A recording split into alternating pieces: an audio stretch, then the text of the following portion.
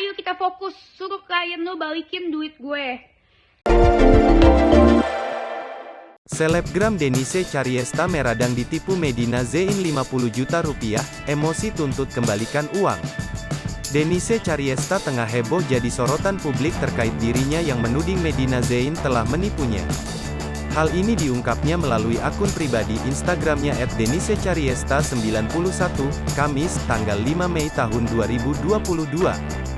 Selebgram yang akrab disapa Denise Cadel itu tampak mengunggah dua buah foto bukti transfer dari Medina Zein, satu bukti transfer sebesar 50 juta rupiah untuknya, dan 110 juta rupiah untuk Surya Utama alias Uya Kuya.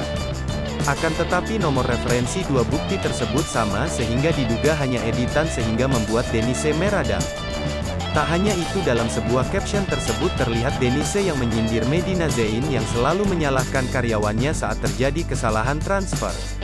Diketahui melalui story pribadinya, Denise rupanya mengaku terlibat jual beli mobil dengan Medina Zein, namun perjanjian tersebut dibatalkan lantaran mobil Denise yang berstatus leasing.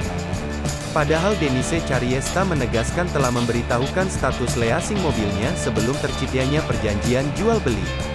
Namun Medina Zein tetap memaksa dengan dalih akan membayar biaya leasing Denise Hairista.